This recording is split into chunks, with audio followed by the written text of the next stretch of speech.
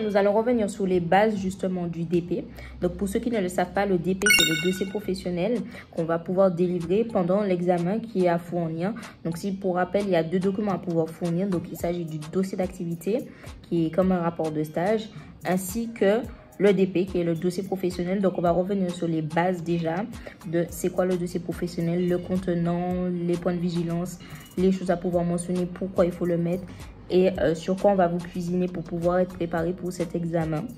Donc, du coup, le dossier professionnel, il est délivré par le ministère du Travail dans le cadre de l'examen de titre professionnel ou de VAE, validification des acquis et des expériences. On va y arriver. Donc, du coup, voilà, ça va répertorier en fait tout simplement les expériences que vous avez pu avoir au cours de cette formation ou de cette VAE. Il y a 2 modalités pour pouvoir le compléter. Donc, vous avez soit le volet manuscrit, soit de façon digitalisée où vous allez taper tout simplement le contenant vos expériences. Donc, je mettrai en barre d'infos aussi également la version numérique vierge que vous aurez juste à compléter. La forme, elle est officielle et sans modification, c'est impossible de pouvoir la modifier. Donc, la forme reste telle qu'elle, mais le fond, vous pouvez toujours ajouter des éléments, etc. Voilà. Le document est obligatoire pour pouvoir passer le titre professionnel de CIP. Si vous n'avez pas le dossier professionnel, ce sera un peu compliqué, voire impossible en fait. Il faut les deux, DA, DP. Sans l'un ne va pas sans l'autre. Voilà. Donc, le document est à être rédigé seul. Et quand je répète seul, c'est seul. Voilà. Vous pouvez vous inspirer de d'autres modèles, mais il doit être fait par vous-même. Voilà. À signer, il doit être signé. Donc, il est signé, c'est-à-dire à la dernière page. Donc, pour ceux qui ne le savent pas, il y a 32 pages hors annexe. Donc, ça dépend des personnes s'ils veulent mettre des annexes ou pas. Je conseille quand même de mettre des annexes. C'est toujours plus intéressant et beaucoup plus... voilà, si vous avez besoin que je puisse vous aider sur cette thématique-là, vous me dites. Et donc, du coup, ce document-là, à la finalité, vous permettra en fait tout simplement de pouvoir présenter de la matière à vos futurs employeurs. Donc, du coup, à ne pas négliger le contenu, la forme, etc. Ça résume justement les expériences professionnelles. Donc, ça, c'est vraiment très important. Voilà, donc c'est sous forme d'exemple pratique professionnel. Donc, du coup, voilà. Donc, normalement, 32 pages.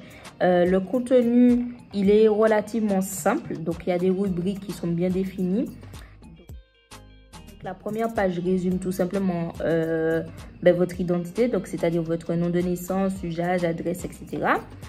Le titre professionnel visé. Donc, étant donné que c'est une template pour même les VAE ou d'autres titres professionnels, il est important de pouvoir le mentionner pour quel titre professionnel vous allez le mettre. Donc, je vais mettre décalé, je vais mettre sur les côtés.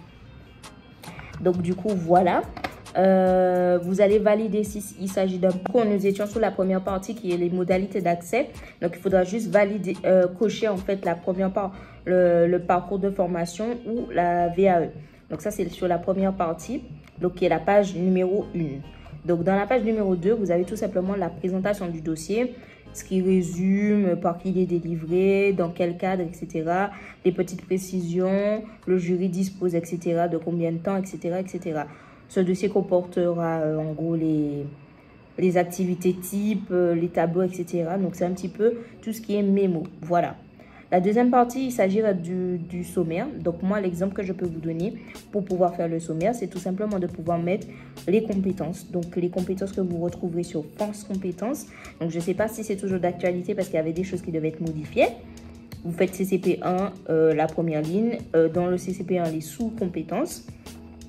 Donc, il y en a 3. Donc, il y a 3 grandes compétences. Donc, vous mettez les sous-compétences que vous allez illustrer avec vos expériences. Le dernier, c'est les diplômes, les attestations de formation à pouvoir compléter dans les 22, de la page 22 à 23. Donc, du coup, vous mettrez tous les éléments, soit digitalisés, soit à ajouter en annexe. Enfin, quand je dis en annexe, c'est de façon volante. Vous avez la déclaration sur l'honneur qui est assignée avec la date, etc. Donc, bien penser à pouvoir le mettre. Ça peut permettre de justifier, d'attester que vous êtes d'accord pour ce que vous avez mis dans votre dossier professionnel. Voilà. Les documents illustrant la pratique professionnelle, c'est tout ce qui sera en annexe. Donc, voilà. Et puis, vous avez les annexes complémentaires que vous pouvez toujours rajouter. Donc, la première page type, comme vous pourrez le voir, justement, c'est les activités. Donc, comme je vous ai dit, vous mettez les grandes compétences et vous mettez les sous-compétences.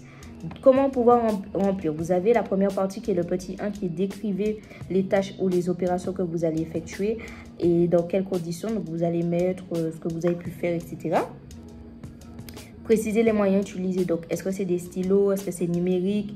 Est-ce que c'est des logiciels? Est-ce que?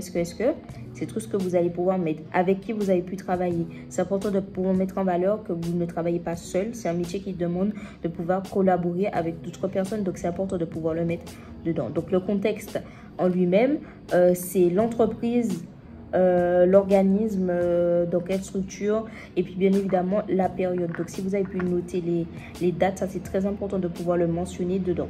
Donc voilà, donc les informations complémentaires, c'est le petit bonus, la petite cerise sur le gâteau que vous pouvez toujours rajouter pour quantifier ce que vous êtes en train de dire.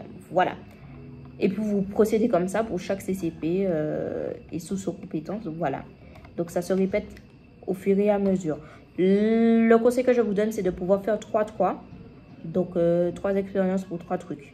Donc, voilà. Donc, normalement, là, vous avez quand même les bases pour pouvoir bien comprendre ce qu'on attend de vous pour pouvoir faire cet élément. Ça apparaîtra un modèle à côté. Donc, du coup, ça sera beaucoup plus simple pour vous. Et puis, voilà, moi c'est tout. Je vous laisse. Je vous dis à la prochaine dans une prochaine vidéo. Il s'agira d'une FAQ. Je pense que je vais la filmer aujourd'hui si j'ai le temps. Et puis, voilà, quoi. Bisous, à la prochaine dans une prochaine vidéo.